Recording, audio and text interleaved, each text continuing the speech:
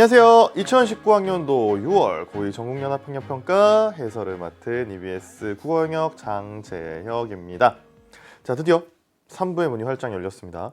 우리 해설 강의도요, 이제 반환점을 돌아가지고 결승점을 향해서 달려가고 있지 않나라는 생각이 드는데요. 이쯤 되면 분명히 나올 겁니다. 지치는 친구들, 아우 공부 못하겠어, 아우 쉬고 싶다라고 생각하는 친구들 있을 텐데요. 왜 우리가 그렇잖아요. 시험 본 지 너무 긴 시간이 흐른 다음에 그 문제를 보면 되게 새로워요. 지금 딱 내가 틀린 문제를 살펴보고 내가 힘들었던 지문들을 검토해봐야 아, 내가 이런 점이 부족했구나라는 걸 명확하게 알 수가 있거든요. 우리 오늘 이 강의를 통해서 그리고 남아있는 4부까지 열심히 수강해가지고요. 우리 6월 학력평가 어려웠던 문제, 이해하지 못했던 지문들을 확실하게 정리하고 갔으면 좋겠습니다. 그것이 여러분의 국어 실력이 쌓여가는 하나의 밑거름이 될 거라는 생각을 해줬으면 좋겠어요. 자, 그럼 선생님과 함께 이제 3부의 첫 번째 세트를 확인해 볼까 합니다. 우리 독서 지문입니다. 25번부터 30번 문제 세트가 되겠죠. 선생님과 빔을 통해서 도대체 어떤 글이, 어떤 지문이 출제되었는지 다시 한번 점검해 보는 시간 갖도록 할게요. 자, 많은 친구들이 힘겨워하는 과학 지문입니다. 과학 지문. 선생님도 굉장히 힘듭니다. 선생님도 인문계, 국어교육과를 나왔기 때문에 특히 인문계를 선택한, 문과를 선택한 가장 결정적인 이유가 뭐였냐면요. 과학을 너무 못했어요. 정말 상상 이상으로 못했어요. 단 한 번도 자연계를 선택해야 되겠다는 고민을 해본 적이 없거든요. 나같이 과학을 못하는 학생은 자연계에 가게 되면 큰일 난다라는 생각으로 인문계를 선택을 했습니다. 그래서 지금 과학 지문이 나오면 선생님도 굉장히 긴장되고 어렵고 힘겨워요. 그래서 여러분에게 어떻게 하면 이 어려운 지문을 조금이나마 쉽게 이해하고 접근할 수 있을까라는 걸 고민했습니다. 그래서 지난번 우리 2부에서 확인했던 독서 지문에서 이야기했던 것처럼 예측하면서 글을 읽어가는 것이 정말 중요하다. 그래서 첫 단락을 꼼꼼하게 먼저 잘 살펴보면서 도대체 이 글은 무엇에 대해서 설명하는 글이고 이 글 이후에, 즉 첫 단락 이후에 어떤 내용이 전개될지에 대한 힌트를 찾아가는 작업 해보도록 하겠습니다. 첫 단락 볼게요. 고래의 유선형 몸매나 북극곰의 흰색 털처럼 주어진 환경에 어울리는 생물학적 작은 따옴표 적응은 어떻게 일어났을까? 이에 대해서 학자 이름 나옵니다. 찰스 다윈이라는 사람, 너무 유명해서 아마 많은 친구들이 들어봤을 거라고 생각해요. 종의 기원이라고 하는 자신의 저서에서 자연 선택에 의한 진화를 그 해답으로 제시하였다. 해답이라고 한다면 질문이 있겠죠? 그 질문은 뭡니까? 바로 위에 나온 이것이 됩니다. 생물학적 적응이라고 하는 것 도대체 어떻게 일어나는 것일까? 다윈은 그것에 대한 답으로 뭐라고? 자연 선택에 의한 진화라고 이야기했다. 자, 지금 작은 따옴표 안에 또 지금 밑줄 그어 놓은 요 문구들이 들어가 있는데 자연 선택이라는 말 많이 들어봤는데 도대체 무슨 뜻일까 궁금해하는 친구들이 있을 거예요. 설명 나옵니다. 개체의 번식에 도움이 되는 유전적 변이만을 여러 세대에 걸쳐 우직하게 골라내는 자연 선택의 과정이라고 이야기하죠. 즉 개체 번식에 도움이 되는 유전적 변이만을 남겨놓는다. 바로 이것이 자연 선택이 된다라고 이야기할 수 있을 것 같아요. 결국 이 자연 선택의 과정을 계속해서 거침으로써 결국 환경에 딱 맞는 뭐를 만들어낸다? 개체를 만들어낸다는 이야기입니다. 자, 그래서 첫 단락에서 정리합니다. 다윈이라고 하는 학자는 이렇게 이야기했대요. 자연 선택이라고 하는 것이 각 개체의 적합도, 적합도라는 건 뭘 이야기하느냐? 번식 성공도를 이야기합니다. 이 적합도, 즉 번식 성공도를 어떻게 하는 거? 높이는 방향으로 자연 선택이 일어난다라고 이야기했습니다. 자, 결국 첫 단락에서는요. 이 글에서 설명하고자 하는 이 자연 선택이라고 하는 개념, 다윈이 이야기한 이 자연 선택이라고 하는 개념이 무엇인지에 대해서 여러분에게 기본적인 정보를 제공했다라고 할 수가 있을 것 같아요. 자연 선택이라고 하는 것은 개체의 번식에 도움이 되는 유전적 변이만 세대를 건너가면서 남게 되는 것이 자연 선택의 과정이고, 이 자연 선택의 과정을 다윈은 뭐라고 이야기했느냐? 적합도, 번식 성공도를 높이는 방향으로 이루어지는 것이 바로 자연 선택이라고 이야기했습니다. 여기에서 중요한 거, 우리 적합도라고 하는 매우 생소한 개념에 대한 정의가 등장을 하니까 그곳에만 초점을 맞추는 경향이 있어요. 근데 여기서 중요한 건 요거예요. 이 적합도라는 것이 각 개체의 적합도라는 겁니다. 집단이나 개체가 속해 있는 사회가 아니라 각 개체의 번식 성공도를 높이는 방향으로 무엇이 이루어진다? 자연 선택이 이루어진다라는 걸 여러분이 확인하고 넘어가 주시면 될 것 같아요.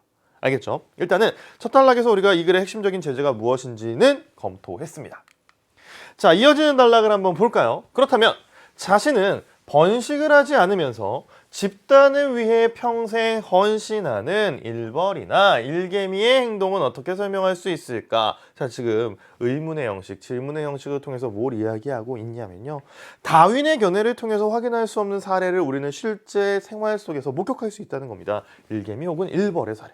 얘네들은 번식, 자신의 번식과 관련돼서는, 번식 성공도와 관련돼서는 인식하지 않는 거야. 번식을 하지 않으면서 집단을 위해서 헌신하는 삶을 사는 거잖아요. 다윈이 이야기한 자연 선택과 관련해서는 설명할 수 없는 사례가 되는 겁니다. 자, 이에 대해서 다윈 뭔가 이야기를 해야 되겠죠.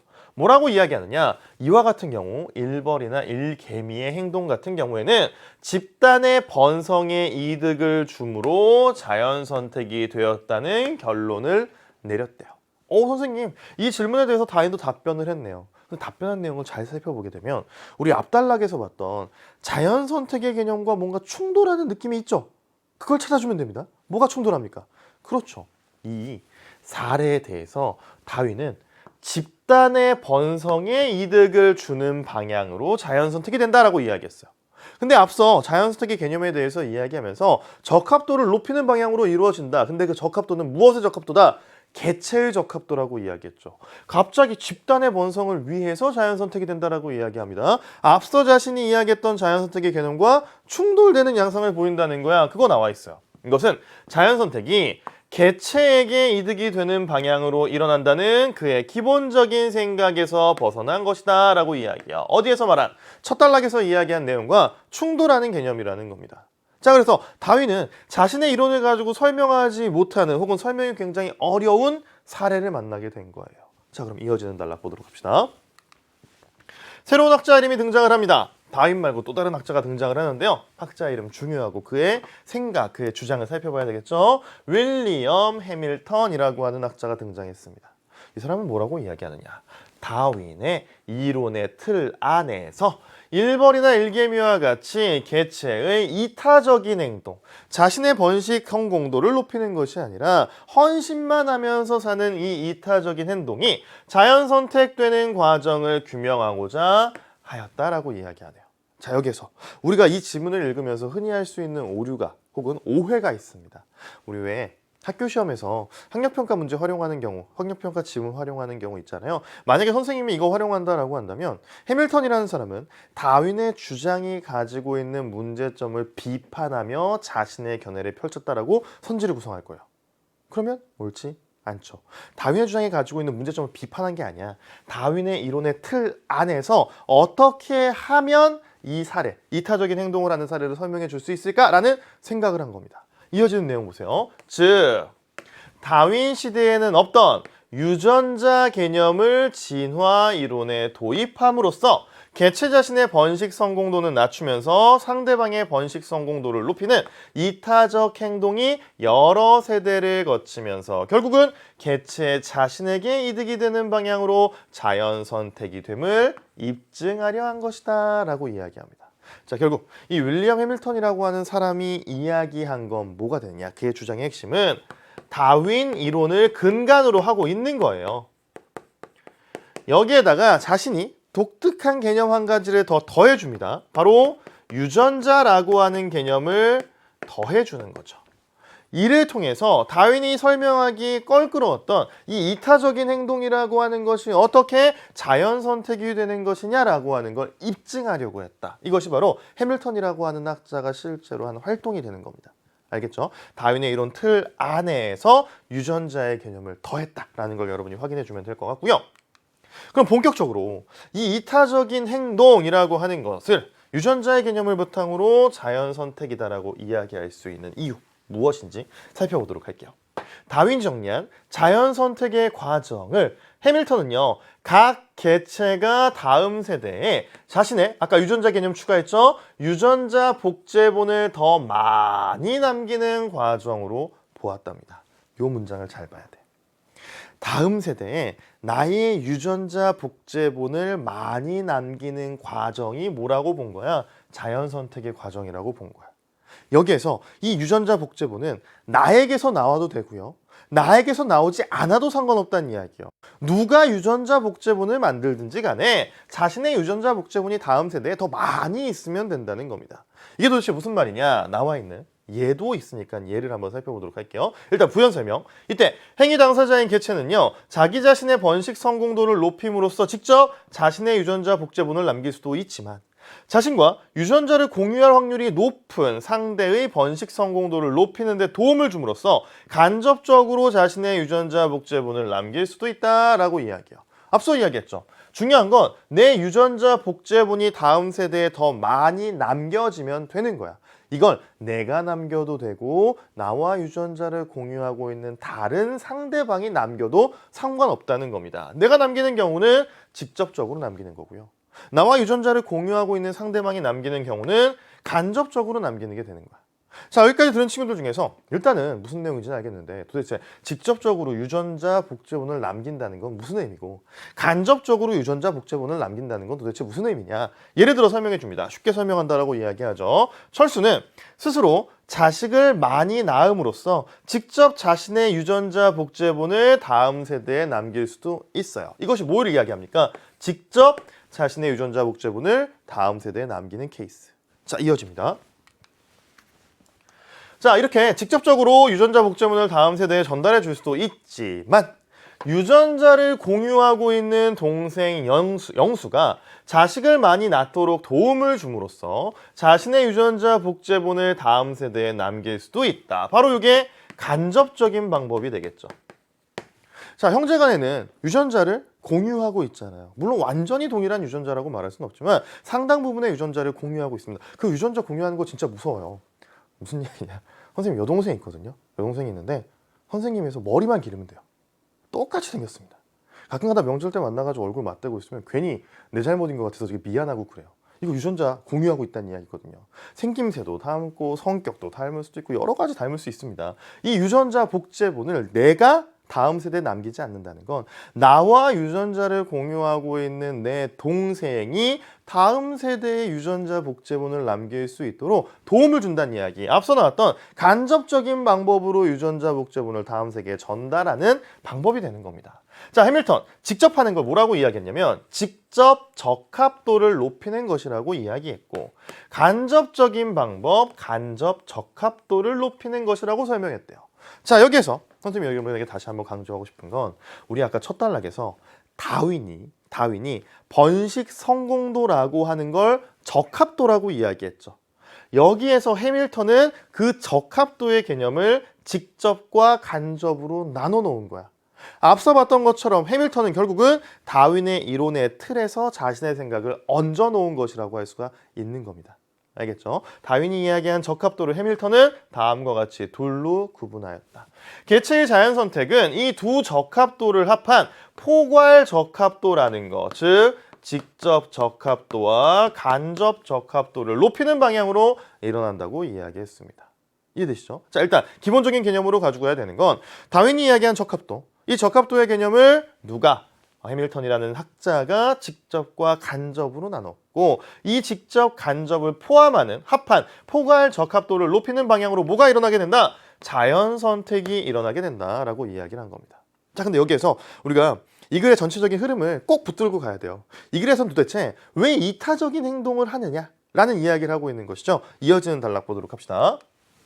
자, 해밀턴에 따르면 앞서 적합도 둘로 나눴죠. 그리고 포괄 적합도라고 하는 개념 제시했죠. 해밀턴에 따르면 이타적 행동 또한 개체의 포괄 적합도를 높이는 방향으로 자연 선택이 일어난다. 우리 아까 이 이타적 행동 도대체 왜 하는 것이냐. 해밀턴 이렇게 설명한 겁니다. 개체의 포괄 적합도를 높이는 방향이 이타적 행동을 함에 있어서 나타나니까.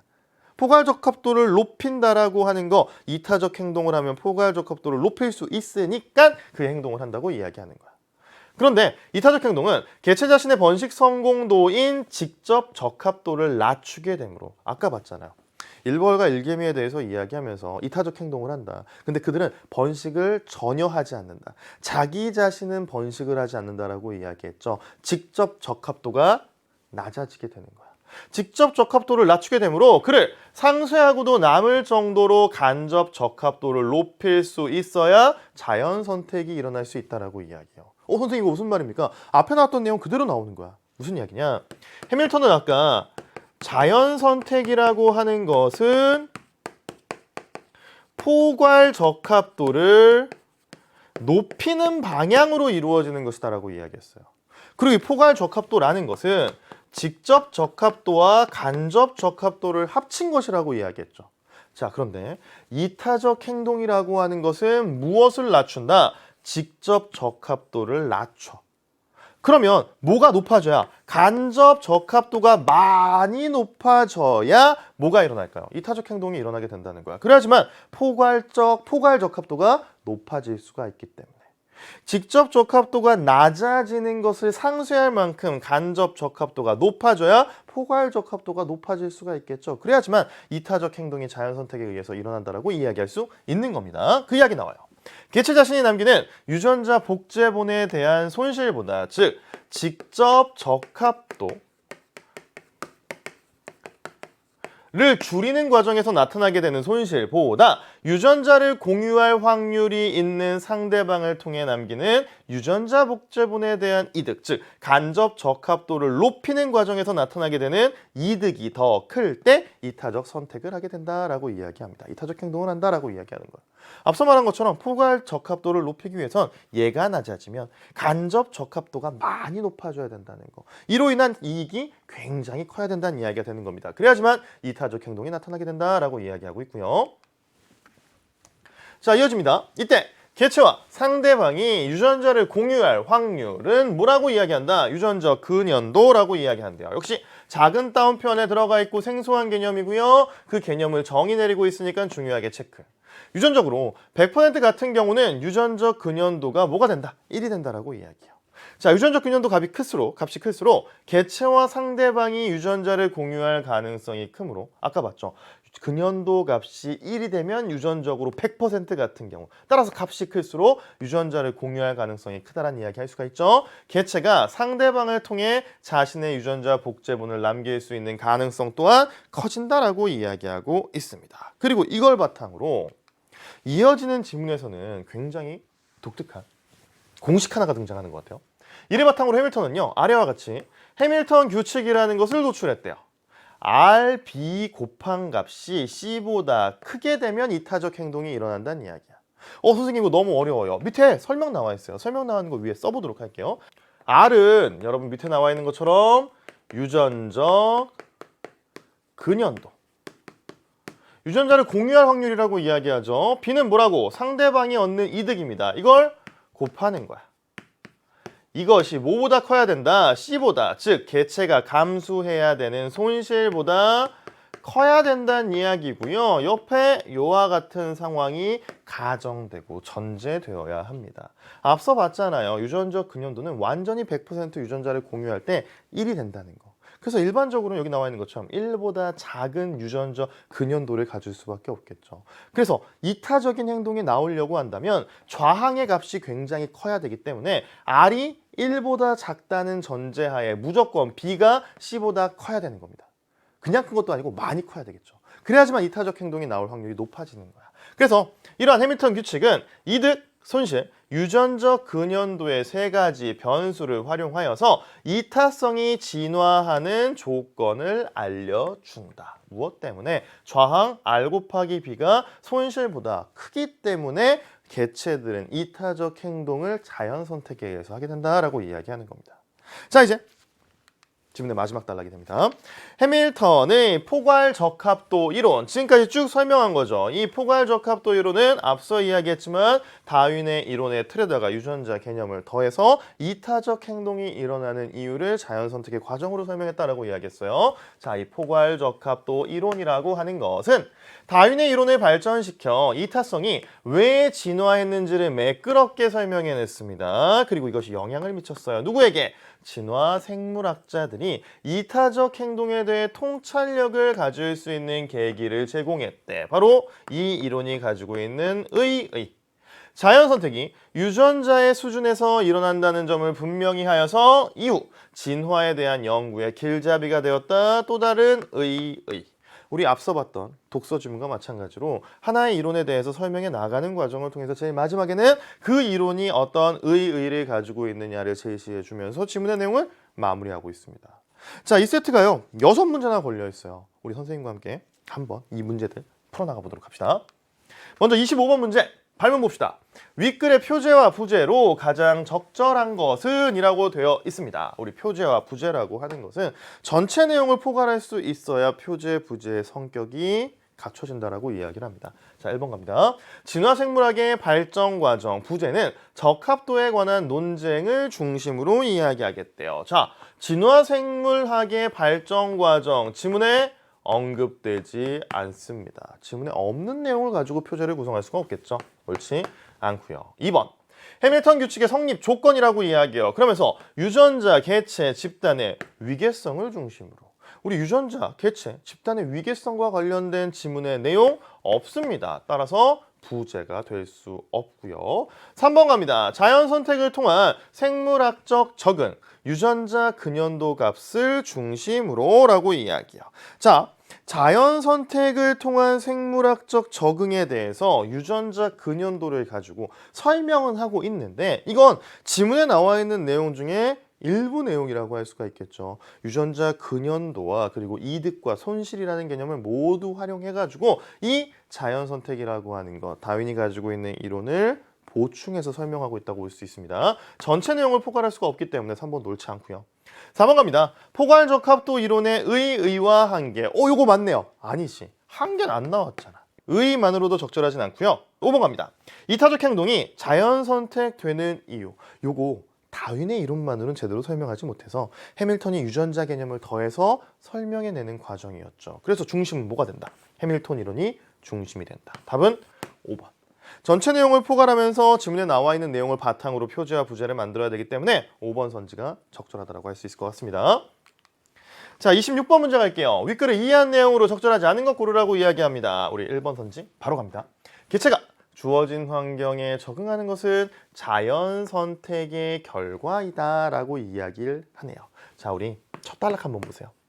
첫 단락에서 자연 선택에 대해서 어떻게 언급하고 있느냐? 자연 선택의 과정이 결국 환경에 딱 맞는 개체를 만들어준다라고 이야기하죠. 환경에 딱 맞는 개체, 개체가 환경에 적응했다는 이야기고 이걸 만들어내는 것이 자연 선택. 따라서 첫 단락의 내용에 비추어 봤을 때 1번 적절하다 판단할 수 있습니다.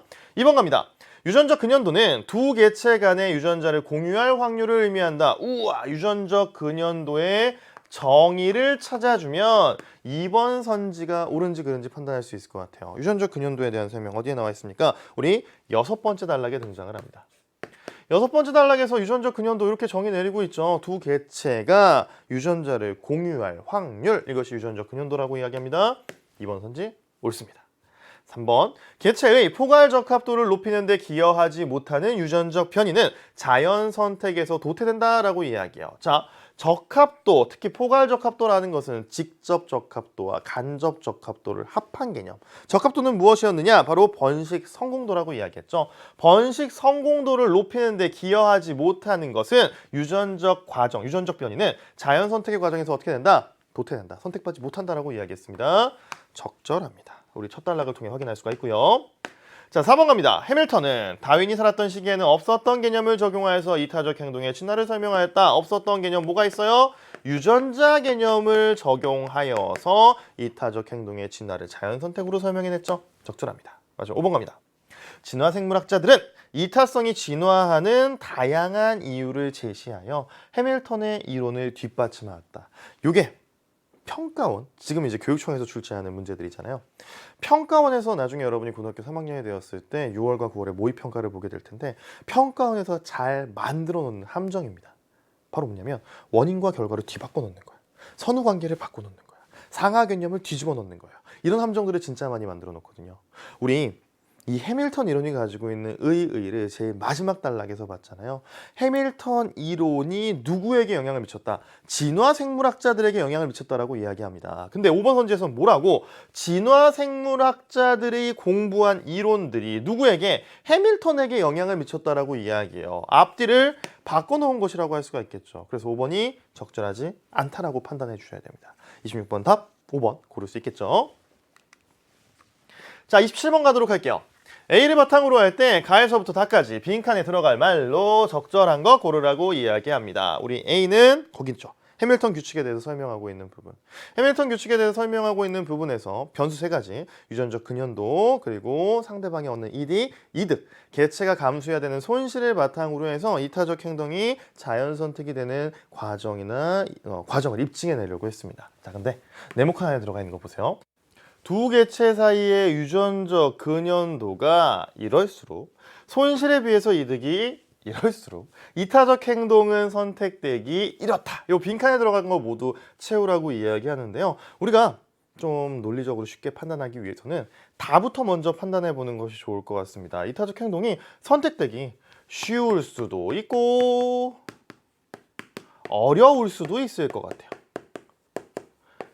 자, 그럼 우리는 앞에서 봤던 그 해밀턴 규칙을 바탕으로 해서 이타적 행동이 선택되기 쉬울 때 각각의 변수들은 어떤 특징을 가지고 있을 것이며 이타적 행동이 선택되기 어려운 상황에서는 유전적 근연도나 아니면 손실과 이득 사이에 어떤 관계가 있을 것인가를 판단해 주시면 될 것 같아요. 자, 먼저 이타적 행동이 선택되기 쉬운 상황을 가정한다면 유전적 근연도는 어때야 될까요? 우리 해밀턴 규칙을 떠올리면 좌항에 해당하잖아요. 좌항이 크면 좋은 거잖아. 즉 유전적 근연도도 높을수록.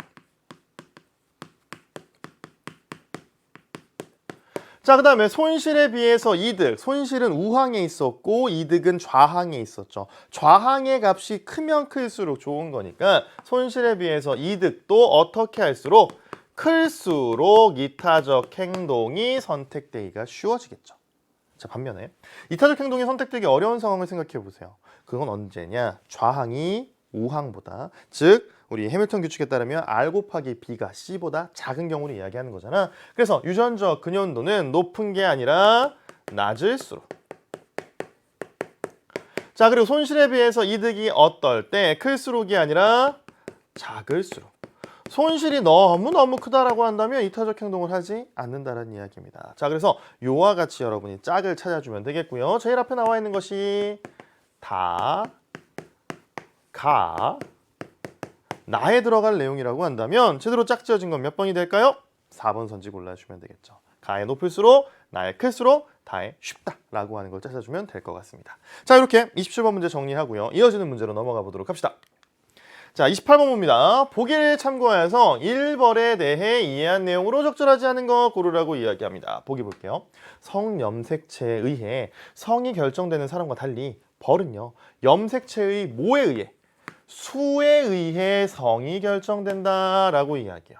한 쌍의 염색체를 가지면 수컷이 되고요. 두 짝의 염색체를 가지면 암컷이 된다. 한 짝의 염색체를 가지면 수컷이 되고 두 짝의 염색체를 가지면 암컷이 된다라고 이야기하는데 요거 일단 한번 정리해 볼게요. 벌이 있어요. 벌은 염색체의 수에 의해서 성별이 결정이 되는데 수컷이 있고 암컷이 있겠죠. 자, 수컷 같은 경우는 염색체가 한 짝. 암컷 같은 경우는 염색체가 두 짝이라고 이야기를 합니다. 자, 이어지는 내용을 여기다 이제 얹어보도록 할게요. 암컷들은요, 수벌에게서 받은 한 쌍의 염색체를 공유하고요. 나머지 한 짝은 여왕벌이 가지고 있는 두 짝의 염색체 중에서 하나를 물려받는다라고 이야기해요. 아까 암컷은 염색체가 두 짝이라고 이야기했죠. 이 두 짝 중에 하나는 누가 준다? 순놈이 준다. 그 다음 나머지 하나는 누가 준다? 여왕벌이 준다라는 이야기입니다. 자, 그럼 생각해 보세요. 암컷들이 받는 염색체 그 짝, 두 짝 있잖아요. 두 짝 중에서 수컷에게 받는 건 수컷이 한 짝밖에 안 가지고 있으니까 수컷에게 받는 염색체 짝은 다 동일한 걸 받을 거예요. 근데 여왕벌에게서 받는 염색체 짝은 도대체 어떤 것일까 궁금해하는 친구들 이어지는 내용 보세요. 암컷은 발육 과정에서 여왕벌과 일벌로 분화되는데 그중 일벌은 번식을 포기하고 평생 친동생을 키우며 살아간다. 이타적 행동을 한다는 이야기가 되겠죠. 자, 마지막 문장까지 여기다가 얹어보면 이 암컷은 후에 뭐가 된다라고 이야기를 하는 겁니까? 일벌과 여왕벌이 된다. 그럼 앞서 봤던 개념을 쭉 이어가게 되면 일벌도 염색체는 두 짝, 여왕벌도 염색체는 두 짝. 확인 가능하죠? 그럼 다시 여기로 돌아가 볼게. 암컷은 수컷에게서 받은 염색체 한 짝과 여왕벌에게서 받은 염색체 한 짝으로 두 짝의 염색체를 갖는다라고 이야기하죠. 그럼 수컷에게서 받는 염색체 한 짝은 다 똑같을 거야. 왜? 수컷이 한 짝밖에 안 가지고 있으니까. 반면에 여왕벌은 암컷이죠. 여왕벌도 염색체를 두 짝을 가지고 있어요. 따라서 여왕벌에게서 받는 염색체는 무엇이 옳지 확인할 수 없어. 이해됩니까? 자, 이제 이거 가지고서 선지 보도록 할게요. 1번 갑니다. 일벌들 간의 유전자 근연도는 1이다. 1이란 이야기는 뭐예요? 유전자를 공유할 확률이 100% 완전 똑같다는 이야기가 되겠죠. 자, 그런데 아까 일벌은 암컷이 분화되어 나와서 일벌이 된다고 이야기했어요. 그럼 이 일벌은 앞서 살펴봤던 것처럼 염색체가 총 두 짝. 하나는 한 짝밖에 안 가지고 있는 수컷에게서 받는 거니까 다 똑같아. 반면에 나머지 하나는 또 다른 암컷이 분화되어서 이루어진 여왕벌에게서 한 짝을 받게 되니까 여왕벌이 가지고 있는 두 짝 중에 어느 것을 받을지 모른다고. 따라서 완벽하게 동일하다라고 볼 수 없습니다. 따라서 옳지 않은 거 고르라고 했을 때 몇 번? 1번 선지 골라주면 된다는 거. 2번 갑니다. 일벌의 직접 적합도는 0으로 볼 수 있다. 왜? 이타적 행동을 해서 번식을 포기하죠. 따라서 직접 적합도 0이라고 볼 수 있습니다. 3번 갑니다. 일벌이 살아가는 모습은 이타적 행동으로 볼 수 있다. 앞서 봤죠? 이타적 행동이라고 볼 수 있죠. 왜? 스스로 번식을 포기하니까. 친동생을 양육하면서 키우며 살아간다라고 이야기하니까 앞서 봤던 것처럼 이타적 행동이라고 이야기할 수 있습니다. 자, 이어지는 4번과 5번 보도록 할게요. 1번에 간접 적합도를 높이는 방향으로 자연 선택이 일어난다라고 이해할게요. 아까 간접 적합도는 내가 직접 내 유전자 복제본을 다음 세계에 전달하는 것이 아니라 다른이 상대방이 나와 유전자를 공유하고 있는 존재가 전달할 수 있도록 돕는 거라고 이야기했죠. 1번에 간접 적합도 지금 보면 스스로 번식을 포기했으니까 높아지는 방향으로 뭐? 자연 선택이 일어난 겁니다. 5번 갑니다. 일벌이 친동생을 키우는 것은 결국 개체 자신에게 이득이 되기 때문이다 라고 이야기해요. 자신에게 이득이 되기 때문에 뭐 한다? 자연 선택으로 번식을 포기하고 이타적 행동을 한다라고 이야기하죠. 5번도 적절. 적절하지 않은 건 앞서 살펴봤던 것처럼 1번 선지 골라주면 되는 겁니다. 자, 이제 29번 문제. 기억의 이유로 가장 적절한 것 고르라고 이야기하고요. 밑줄 들어가 있는 기억이 뭔지 한번 살펴보도록 할게요. 간접 적합도를 높이는 것이라고 이야기합니다. 그 이유는 도대체 무엇일까? 앞서 봤던 것처럼 해밀턴은요. 이렇게 이야기했죠. 다윈의 이론을 가지고 와서 각 개체가 다음 세대에 자신의 유전자 복제본을 더 많이 남기는 과정이 자연선택의 과정이라고 이야기했어요. 즉, 내가 남기든 상대방이 남기든 관계없다. 많이 남길 수만 있으면 되는 거예요. 근데 간접 적합도를 높인다라고 하는 것은 간접 적합도를 높여서 상대방이 유전자 복제본을 나와 유전자를 공유하고 있는 상대방이 복제본을 남기는 것이 더 유리하다는 판단이 쓴 거잖아. 이걸 가지고 이제 선지를 보는 겁니다. 1번 갑니다. 개체 수준에 자연 선택을 결정하는 요소이기 때문에 이건 적합도야. 그 중에서도 간접 적합도를 높이는 이유라고 볼 수 없고 2번 갑니다. 행위 당사자와 상대방의 유전자가 동일하다. 동일할 수도 있고 유사할 수도 있는 것이죠. 따라서 옳지 않고 3번 갑니다. 상대방을 통해 자신의 유전자 복제본을 남기는 것이 어렵기 때문에 라고 이야기해요. 어렵다라고 한다면 간접 적합도를 높이지 않겠죠. 4번 갑니다. 행위 당사자의 번식 성공도와 상대방의 번식 성공도는 무관하기 때문에 라고 이야기해요. 자, 이것이 간접 적합도를 높이는 이유가 된다라고 볼 수 없죠. 성공도에 유관한지, 관계가 있는지, 무관한지와 관련해서 이것이 간접 적합도를 높이는 이유가 된다라고 확인할 수가 없고요. 5번. 다음 세대에 남기는 자신의 유전자 복제본 개수에 영향을 미칠 수 있기 때문에 이게 답이 되겠죠. 앞서 살펴봤던 것처럼 얼마나 많은 유전자 복제분을 남기느냐가 중요한 거고, 남길 수만 있다면 간접 적합도를 높여도 된다라고 판단을 하는 겁니다. 이게 자연 선택이다라고 이야기하는 게 해밀턴의 주장이었어요. 따라서 답은 5번 선지 골라주면 될 것 같습니다. 자, 세트의 마지막 문제, 길고 긴 세트 30번 문제 보도록 할게요. 단어 문제네요. 밑줄 친 단어 중 A와 문맥적 의미가 가장 유사한 것 고르라고 이야기합니다. 우리가 사전이 있으면 상관이 없어요. 이런 문제 푸는 거 어렵지 않은데 사전이 없기 때문에 진짜 문맥으로 판단해야 되는데요. 여러분 보세요. A 밑줄 들어가 있는 부분을 보면 번식 성공도를 높이는 방향으로 일어난다고 보았다.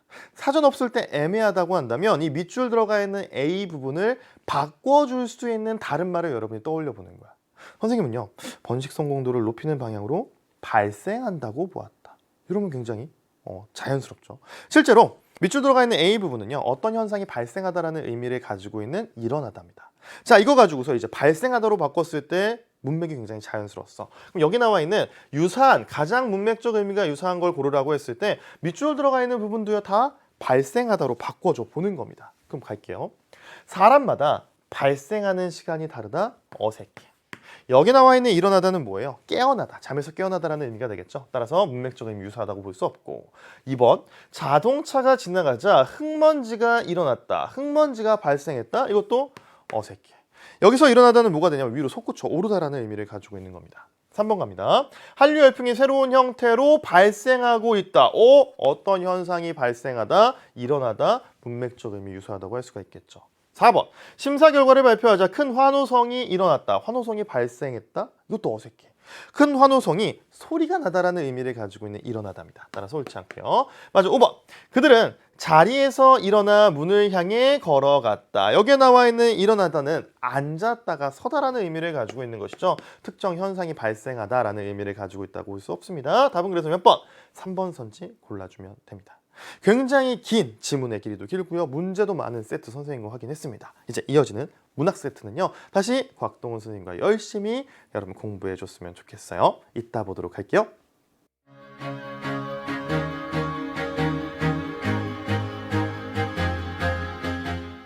네, 안녕하세요. 곽동훈입니다. 장재혁 선생님께서 소개해 주신 대로 제가 다시 돌아왔습니다. 이번 시간은 문학 중에서 고전 소설 시간입니다.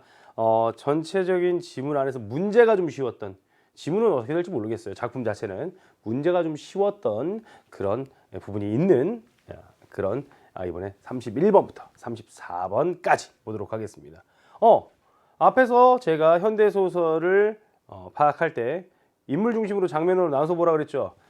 고전소설도 똑같아요. 자, 그리고 앞부분 줄거리 누가 해놨다고요? 출제자께서 직접 친히 여러분에게 정보를 제공해 주는 것이다 라는 거 절대 잊지 마시고요. 야, 그런데 문제는 쉬운데 여러분이 혹시라도 이게 어렵다라고 느꼈으면요, 저는 이 출제 부분에서는 원수가 누구니? 이런 약간 소제목이랄까요? 그걸 달아주고 싶어요. 도대체 원수가 누구냐 라는 거죠. 자, 앞부분 줄거리 보면서 얘기해보죠. 유백로는요, 조은하에게, 자, 앞으로 유백로는 제가 동그라미 할 거예요. 조은하는 네모로 할 겁니다. 자, 백학선이 그려진 부채를 주며 결혼을 약속합니다. 이런 소재 아주 또 중요하죠. 출제 요소가 되죠. 이걸 주면서 결혼을 약속했어요. 말하자면 이것은 사랑의 정표입니다. 그죠? 우리 결혼해요 라면서 정표를 남겨준 거죠. 그죠? 이 소설 제목이 백학선전이에요. 보통 유백로전, 조은하전 이런 게 아니라 보통 사람 이름 붙죠. 백학선전이요. 그만큼 중요합니다.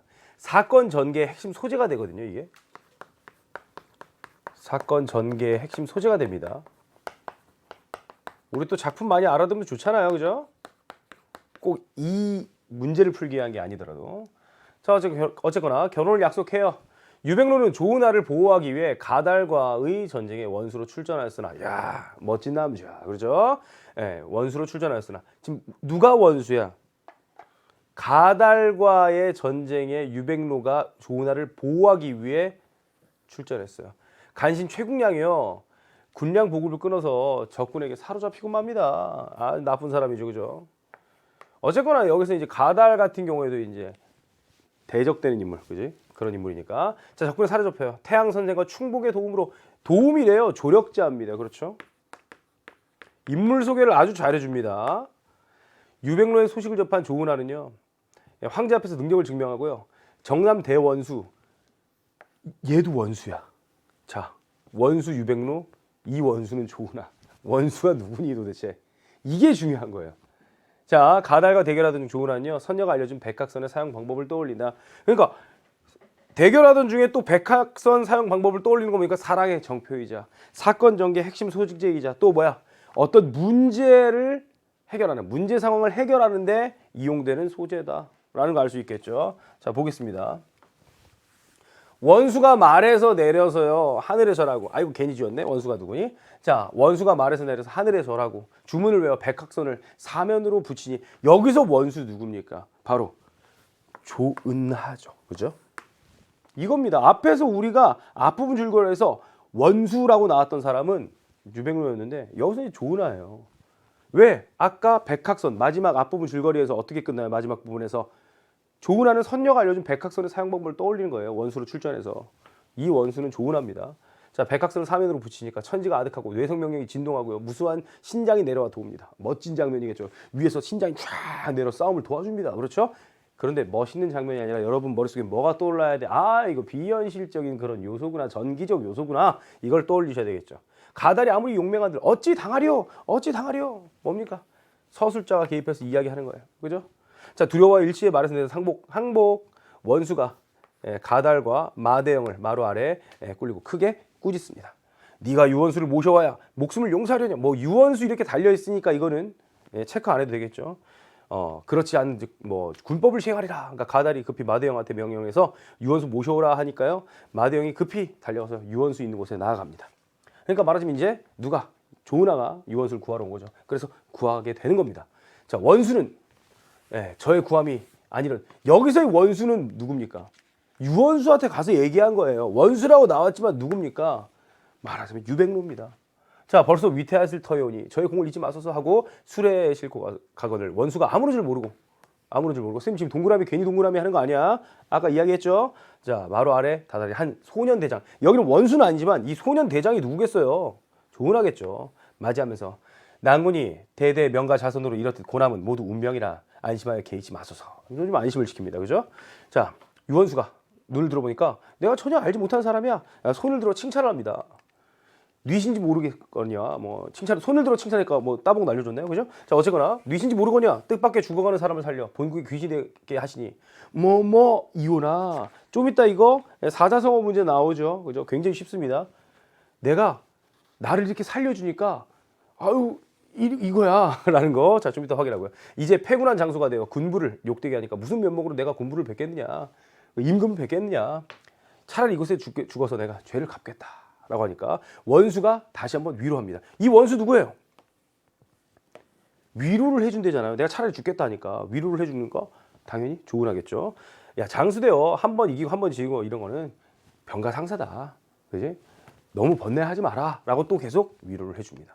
그랬더니 유원수가 예를 갖추어 인사를 합니다. 가달과 마대영이 죄인이 타는 그런 수레 거기에 타고 이제 회군을 합니다. 잡혀가는 거죠.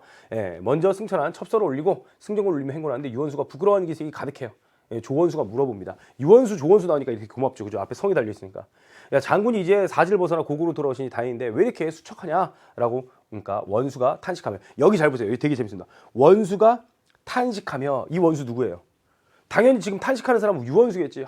내가 말이야, 제가 불충한 죄를 짓고 돌아오니 무엇이 즐겁겠습니까? 그런데 원수가 이렇듯 걱정하시니 원수 연달아 나오는데 이 원수는 조은하죠. 그죠? 내가 그러니까 정말 황공하다, 불안하여이다, 황공 불안하여이다, 이렇게 얘기합니다. 자, 조원수가 짐짓 물어봅니다. 생각 들어보니까 원수가 일개 여자를 위해서 자연 출전하셨다 하니까, 그죠?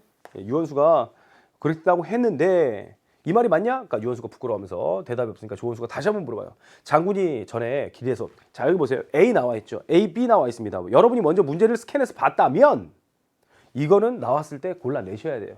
실제로는 원래 관련된 문제가 그죠? 32번인데 32번을 먼저 풀었어야 돼요. 말하자면 지금 사자성어 문제도 풀었어야 되고요. 이 A도 지금 풀려야 됩니다.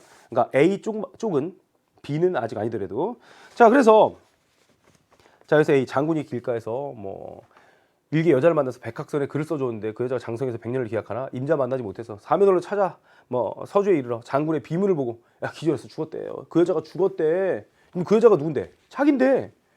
아유 애석하다라고 얘기하는 겁니다. 뭡니까? 살짝 그 사람이 어떤 생각인지 유백로의 마음을 확인하는 거죠. 어떤 마음을 갖고 있는지. 거짓으로 죽었다라고 얘기하면서 자 그랬더니 자, 유원수가 듣고서 비참해요. 탄식합니다. 제가 군부에게 욕을 끼치고 또 여자에게 원한을 쌓게 했으니까 내가 차라리 죽어서 모르고자 한다. 그러니까 원수가 또 미소하면서 백학선을 따랑 보여줍니다. 자기의 정체를 암시하는 거죠. 또 여기서 백학선은. 여기서 원수 누구야? 원수가 미소했다는 거. 좋은하죠, 그죠? 부치니까 유원수가 이윽고 보다가 야 원수는 그 부채를 어디서 얻었습니까? 그러니까 원수가 대답을 합니다. 제 조부께서 상강형령에 계실 때 용왕의 현몽을 받고 얻으신 것입니다. 뭐 이것도 약간 이제 거짓말을 하는 거죠. 속이려고. 자, 유원수가 다시 묻지 아니하고 내심 헤아려 봅니다. 야, 세상에 같은 부채가 있구나. 다시 보니까 원수가 이를 보고 참지 못해서 조은아가 이를 보고 참지 못해서 야, 장군께서 이제 정신 가물으로 친히 쓴 글씨를 몰라보시는도다 하고 부채를 유원수 앞에 놔둡니다. 네가 쓴 글씨 봐봐라. 이거 사실 네가 준 거다라는 걸 보여주는 거죠. 그러니까 야, 그제서야 비로소 이제 조소저인 줄 알고 왜 이제 약간 명칭이 바뀌죠. 왜? 자기의 이제 사랑하는 여자 그걸로 나오니까 조소적으로 바뀐 거죠. 비애를 이기지 못하여 나가 그 손을 잡고 이것이 꿈인지 생신지 깨닫지 못하리로다. 나는 대장부로 불충불효하고 몸이 죽을 곳에 들었는데 그대는 귀중 여잔데 출전 입궁해서 말하자면 출전해가지고 전쟁에 나가가지고 공을 세운 다음에 이렇게 죽은 사람을 살리니 가히 귀중 호걸이다. 너는 네가 바로 호걸이다. 죽은 사람 말하자면 자기죠. 그죠? 자기를 살렸으니까 당신이 호걸이다. 그 사람을 굉장히 감사해하면서 칭송하는 그런 모습이죠. 자, 하며 여치여광 뭐 이런 건 어려운 단어 아래 나와 있어요. 여치여광 나와 있죠. 이성을 잃은 상태를 비주얼 잃은 말. 그러니까 조서조가 또한 슬픔과 기쁨이 교차하지만 군중이라 군 가운데라서 말씀할 것이 아니요 황상이 기다리심을 생각하고 행군을 재촉합니다. 그래서 위수에 이르러 용신한테 제사하고 삼만군 혼백 위로하고 사당 지어서 사적을 기록하고 농토 나누어주고 철마다 제사 받들고 장졸들을 놓아 보내어 말하기를 야 이제 돌아가서 부모 초자를 이제 반기라라고 이야기를 합니다. 그랬더니 하고 남은 군조를 거느려 행하여 아미산에 이르러서 유원수의 선산에 성묘하고 이제 돌아오는 길을 그냥 그대로 순차적으로 이제 묘사해 주는 거예요. 자 전날 주인과 이웃 모아서 옛일을 이루고 금은 흩어주고 태양 선생 조력자죠. 베푼 덕택에 살해하고요. 늙은 종 충북 찾아가서 천금 상사한 후에 서울로 이제 향합니다. 조원수가 표를 올려 이제 임금한테 얘기를 하는 거죠. 정남 대원수 조은하는요 돈 수백 배 하고 천자께 올립니다. 내가 절을 하면서 천자께 이 표를 올립니다. 신첩이 폐하의 특은을 입어서 한번 북을 울려서 오랑캐를 소멸하고 내가 유원수를 구했으니까 저의 외람하온 죄를 거의 외람하다는 게 말하자면 뭡니까 이게 분수에 넘치는 그런 죄를 거의 갚을 틀어옵니다. 사실 무슨 죄가 있어? 자기가 분수에 넘쳐 아주 일 잘하고 돌아오는구만 그죠? 자 어전에 보고가 올 일 급한데 내가 조상 분묘를 좀 수리하고 죄를 기다리겠습니다 라고 이렇게 이야기합니다. 그러니까 상이 다 읽고 야 정말 기특하다 얘 조은아 귀중 여자로 출전 입궁하면 고금에 정말 희한한 일이다. 여자가 이렇게 전쟁에 나가서 이런 적이 없었는데 그렇게 이야기하는 거죠. 하시고 최국량은 허리를 베어 죽이라 그죠? 왜? 아까 앞부분 줄거리에서 뭐 했어요? 군량을 끊어버렸잖아. 그래서 되게 끔찍합니다. 목을 베는 것도 아니고 허리를 베어 죽이라. 그리고 가족들은 또 귀양 보내고요. 그런 백학선전 이야기입니다. 자 내용 자체도 쉽죠. 사실 여러분이 누가 무슨 얘기하는가 이거를 맥락상으로만 파악했다면 그냥 되게 단순하고 쉽게 아주 손쉽게 해결할 수 있는 그런 지문이었다라고 생각이 됩니다. 읽어가는데도 부담 없었잖아요. 그죠? 자, 문제 풀어보도록 할게요. 자, 이것도 말하자면 굉장히 쉬웠던 부분. 근데 이거는 사실 풀어가면서 확인을 하려면 여러분이 이 요소가 머릿속에 들어있어야 되는데 이걸 기억하기는 힘들어요, 사실. 먼저 어떤 내용이 나올지 모르고. 다 지문을 읽고 나서 푸셔도 상관없습니다. 서사의 진행 과정에 비현실적인 요소가 개입되어 있느냐 OX 해라. 아까 시작 부분에서 어떻게 되어 있었습니까? 신장들이 내려와서 도웠고요. 뇌성병력 진동하고요. 부채를 붙였더니 자 당연히 이건 O입니다. 그러니까 우선 여러분 여기서 너희들은 답이 아니겠구나 라고 지어주셔도 되고요. 자 꿈과 현실을 교차하여 사건이 입체적으로 이제 구성하고 있다. 사실 이렇게 되면 좀 입체적이게 되는 건 맞아요. 하지만 꿈과 현실 자체가 나오지 않습니다. 꿈과 현실이 나오지 않는 게 아니라 꿈이 안 나와요. 그러니까 교차가 안 되죠. 니은 들어가는 친구 또 빼주셔야 되겠죠. 자, 인물의 심리를 구체적인 외양 묘사를 통해 드러내고 있다. 사실 전 이 선택지가 별로 마음에 들지 않습니다. 구체적인 외양 묘사를 통해서 심리?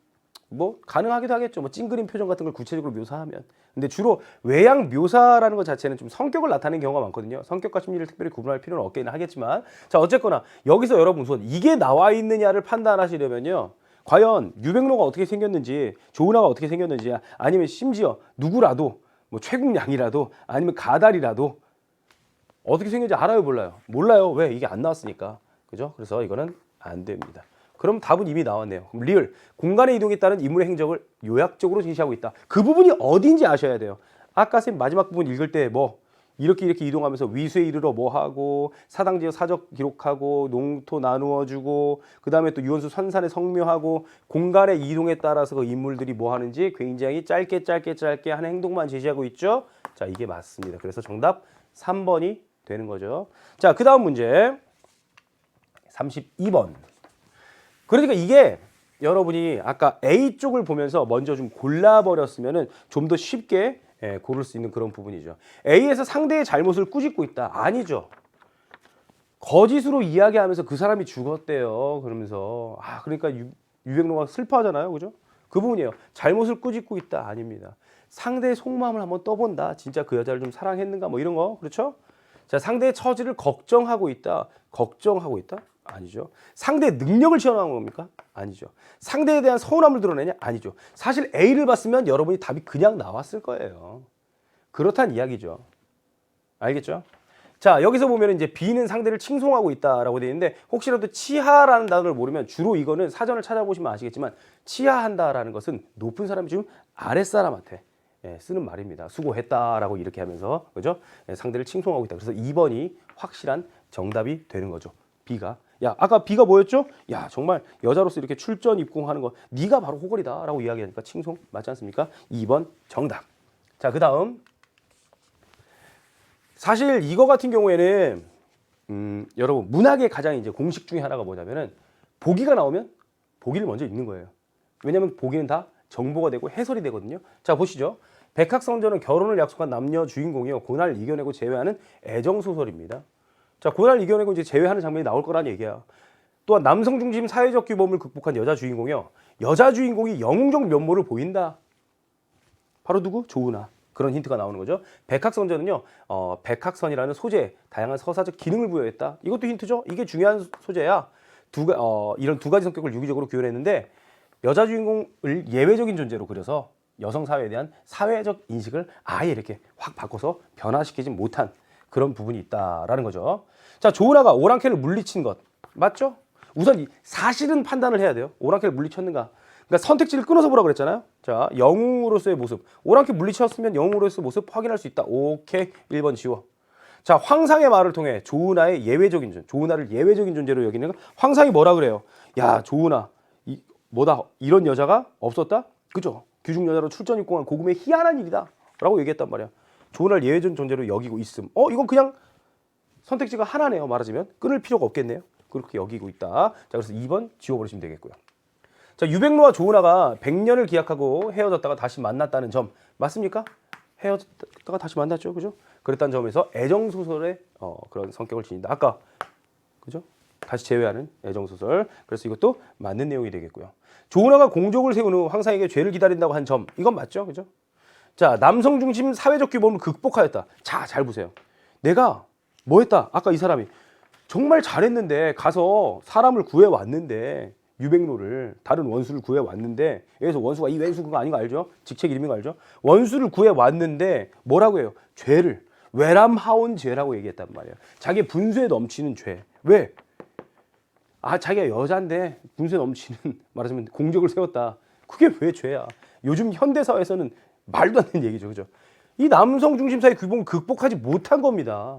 그렇게 죄라고 얘기하는 것은 죄를 기다린다고 하는 거, 상 받아야 되는데. 자, 그래서 4번이 정답이 된다는 거 알 수 있겠고요. 자, 조은아가 위기를 극복하는 것과 유백로가 조은아를 알아보는 것에 기여한다는 점, 그죠? 조은아가 위기를 극복하는 것, 유백로가 조은아를 알아보는 것, 뭐 백학선이 그런 역할을 하는 거 맞습니까? 위기 극복하는 것도 있죠. 왜? 쉬잉 했을 때 아까 전기종료소 나오는 거, 자, 유백로가 조은아 알아보는 거, 거기에 써있는 글씨를 이제 보여주니까 야, 이러면서 알아보게 되는 거죠. 이 서사적 기능, 백학선 맞죠? 그래서 5번도 맞는 내용. 그래서 4번이 정답. 굉장히 쉬운 사자성어 문제긴 한데요, 이거는 모르면 근데 못 풀어버리죠. 하나의 뭐 광고성 멘트라고 할까요? EBS 찾아보다 보면 사자성어 혹시 공부를 좀 하고 싶다 따로 하고 싶으면 오디오로 들을 수 있게 제 거 강의가 있어요. 한번 이번 이 문제를 틀렸으면 근데 들어야 돼. 이거 너무 쉬운 것만 나와 있었잖아요. 아까 어느 부분에 들어 있었죠? 뉘신주 모르거니와 뜻밖의 죽어가는 사람을 살려서 본국의 귀신이 되게 하시니 나를 살려줘서 정말 이 은혜 갚을 길이 없다. 이 은혜 정말 감사한다. 죽어도 못 보내가 아니라 죽어도 잊지 못해. 그죠? 백골난방 죽어도 잊지 못할 은혜다. 그래서 1번이 쉽게 정답이 나옵니다. 그죠? 사면초가가 뭡니까? 이런 거 모른다면 나올 때마다 좀 체크를 해두세요. 사면초가 내면이 둘러싸여 있어요. 도움받을 수 있는 곳이 없어. 말 그대로 고립된 그런 상태를 얘기하는 게 사면초가. 어부질 뭡니까? 제 3자가 이득을 보는 경우 어부질이라고 하죠. 이심전심 말하지 않아도 알아요. 그죠? 마음으로 통하는 거. 자, 적반하장. 뭐 방귀 낀 놈이 성낸다 뭐 이런 말도 있죠. 그죠? 오히려 잘못한 사람이 화를 내는 경우가 바로 여기에 해당하는 겁니다. 그래서 정답 1번인 거 확인할 수 있었고요. 자, 우선 여기까지가 34번 끝났습니다. 3부도 끝났고요. 우리 마지막 4부에서 만나 뵙도록 하겠습니다. 4부에서 제가 먼저 나와요. 4부에서 만나요. 안녕.